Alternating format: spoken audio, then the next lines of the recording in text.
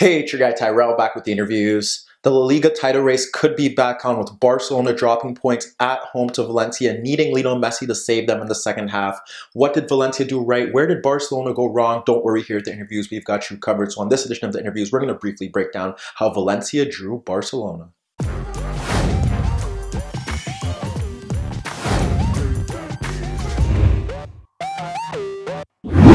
So before we get into today's video, don't forget to give our video a thumbs up if you do enjoy it. The bell below does give you daily notifications regarding our organic, unfiltered soccer/footy analysis. And don't forget to subscribe to our channel. In today's video, we're going to break down the first half, see how both sides look to approach the game and why Barcelona struggled in the first half.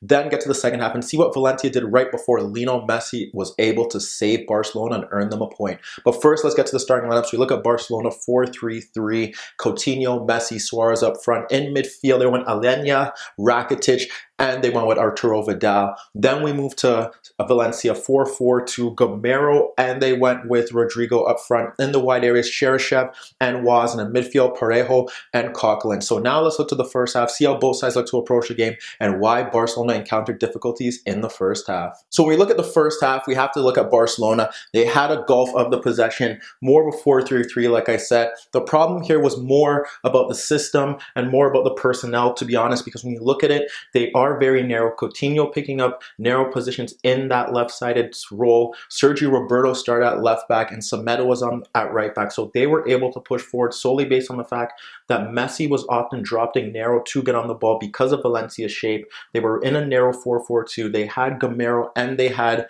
Rodrigo sitting near Rakitic when he was deeper to try and get on the ball. And they were trying to ensure that he couldn't play passes out of the back. And when you think about it now, you have Alenya, who's often tucking into narrow positions. So most of the time, he was kind of 1v1 with Cheryshev. When Rakitic did move forward, it was more Parejo versus Rakitic. And then you saw Coquelin against Vidal. But Barcelona's biggest problem was that they lacked a link between midfield and attack. Often that is Lionel Messi. He did drop off deeper. He did try to combine in those tight spaces. But everything that Barcelona were doing was in those narrow banks. And Valencia's shape was very good. Narrow two banks of four, no real space between the lines. They had the two players ensuring that there was nothing Rakitic could really do to create chances from deeper areas. And a lot of the onus was on the wider players to offer something, or Barcelona reverting to shots from distance. The problem here is that Semedo, Roberto, for all the good that they do, they were missing Jordi Alba. Messi's combination with Alba is unprecedented. They are probably the best duo in terms of combinations in Europe at the moment, but we weren't seeing runs from Sergio Roberto in behind for Messi to pick out. Semedo was getting forward, but he wasn't really doing the best of beating Lato in that area, and that was the problem that Barcelona was having. Suarez was occupied up front. Messi tried to boulder through that midfield bank. The midfield just don't have those options. Rakitic from deeper was shut out. Vidal doesn't really offer you the ball carrying threat to link play and offer a vertical run into the box. Alenya, great ball passer, not really penetrating between the lines, more side to side ball retention, and that's where Barcelona were having their issues here in the first half. With that being said, with the fullbacks pushing forward, there was space for Valencia to hit them on the counterattack, and that's why they went with two up front with Gamero and Rodrigo, two players capable of breaking forward, and then you still have Waz and Cheryshev in those wider areas that could break into the channels. So that was the main issue that Barcelona had to cope with, and they didn't do a good job there. So when you look at it, Barcelona struggled to create chances because a lot of it was going narrow. Messi and Suarez were being crowded out around the box. Coutinho wasn't offering much of a threat. There was no runs in behind from the fullbacks, and their productivity in wider areas didn't really cause Neto into many dangerous moments. So now let's look to Valencia, see what they did well in the first half and how they were able to build a 2-goal lead in the opening 30 minutes. The great thing about Valencia in the first half was that although they were able to sit off and drop deep and keep those two narrow compact banks of four, they had a counter-attacking threat to hit Barcelona when they were able to win possession. We look at some of their best chances, three in particular, where it's just simply Rodrigo dropping off to get the ball. Rakitic follows him. When Rakitic follows him, he's able to pull it back to Parejo, who's able to push forward at the Barcelona backline. And as he pushes forward into that Barcelona backline, we see Daniel Waz breaking forward. Now we have a full-out counterattack here. He plays the ball beyond Vermaelen for Waz in right half space. We pulls it back to Parejo, and he forces Ter Stegen into a save. And that save sees the ball fall to Cheryshev, breaking into the box, and he fires his shot off the post. But just like that, simple movement, simple combination, and Barcelona were pulled out of position. Somewhat because the back four did have the fullbacks pushing higher and Rakitic got sucked in, but it was a great combination play from Valencia. And for defending for long periods, to push forward and that speed does show how great they can be if they continue with that plan, and they did. The build up to the goal, it did see Messi combine with Vidal in a narrow position between the midfield bank, and when he combined between the midfield bank, he got the ball and Coquelin stepped to him, but as Coquelin stepped to him and he was breaking towards the back four, we saw Parejo track him well and win the ball cleanly. As he won the ball cleanly, Messi was vying for a foul. We saw Parejo slide the ball between Alenya and in between Rakitic for Gamero, who dropped off. Gamero dropped off and slid the ball out to Rodrigo, and at this point Rodrigo has Rakitic where he wants him, away from the play, and he just drives forward and Rakitic can't catch him. And as he runs at the back four, we see Gamero make the run in behind Vermaelen, and Rodrigo's just able to slip the ball between Sergio Roberto and Vermaelen for Gamero to continue his run, and he lashed a shot past Ter Stegen, and just like that, they're up 1-0.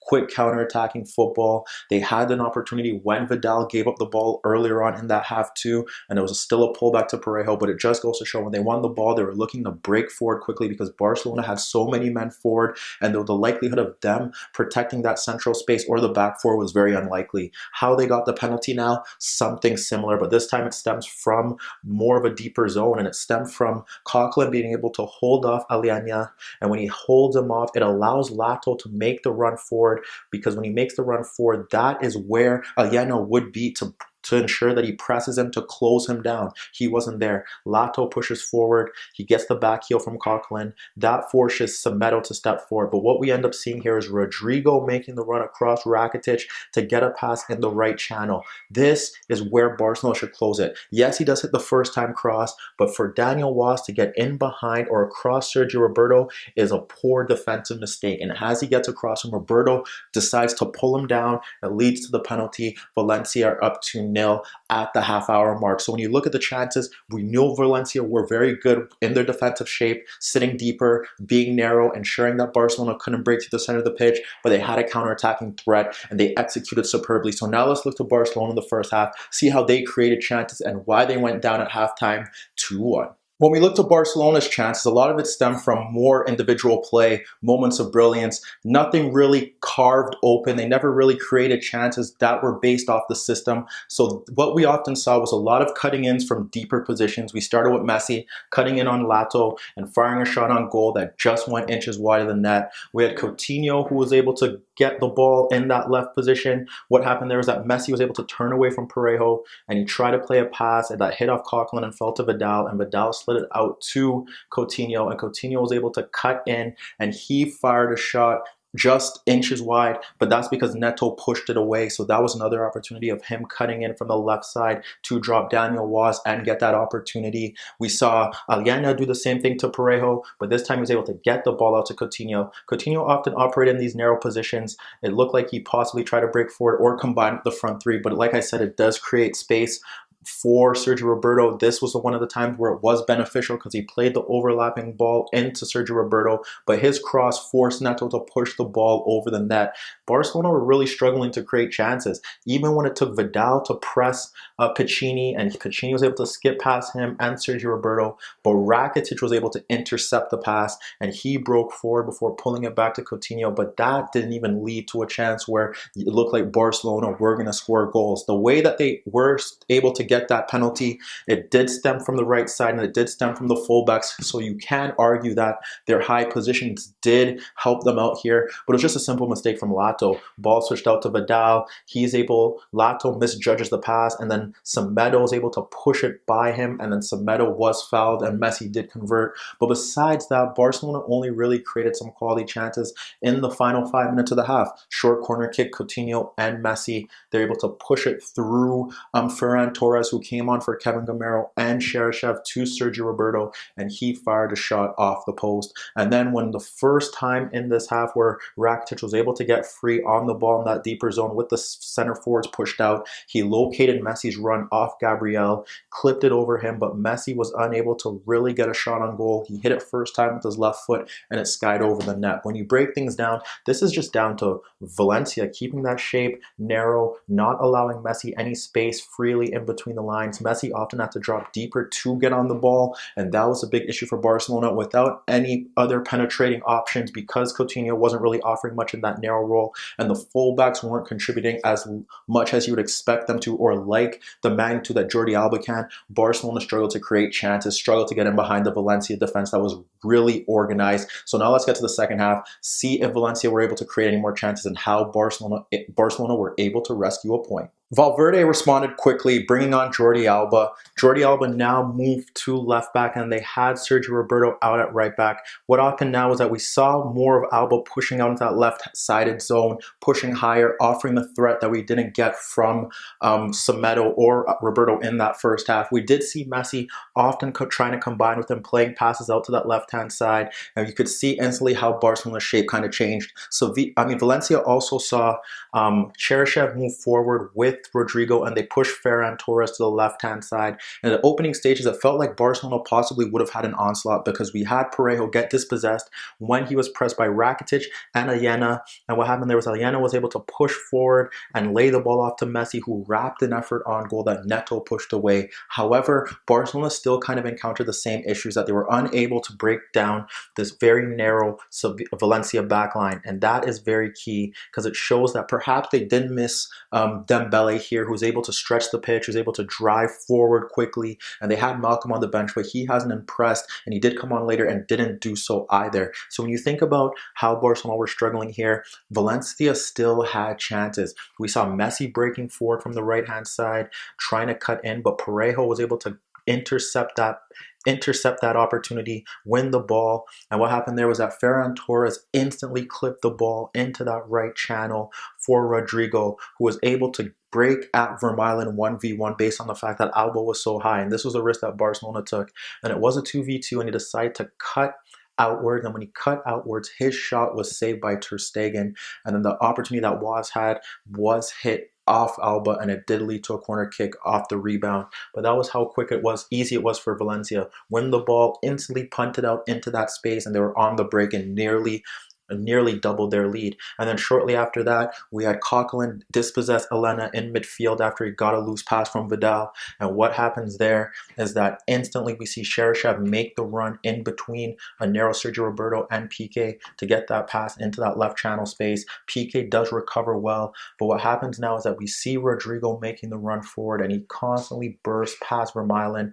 We have Cheryshev break beyond Piqué on the outside and deliver across around Vermaelen, but Rodrigo gets to it a bit late as he slides in. He guides his effort over the net. Seconds after that, Barcelona get the equalizer. Crazy game. We have Luis Suarez drop into space in between Was and Parejo to receive a pass from Jordi Alba, and he turns to skip past them and skip past Coquelin and Gabriel before he runs into another defender, and we see Lato step in to intercept the ball, but it falls to Vidal, who lays it off to Messi, and he cuts in on Lato and wraps the ball past two markers to beat Neto, who is rooted. Besides that, we saw Artur come on, but again, he doesn't offer what Barcelona were lacking. He's able to retain possession, but nothing in behind, no vertical passes. Malcolm eventually came on. Valencia turned to Kondogbia and Mina to keep their like-for-like changes, but besides that, the only real chance that were created saw Mina fire a tame shot at Ter Stegen and Messi from deeper,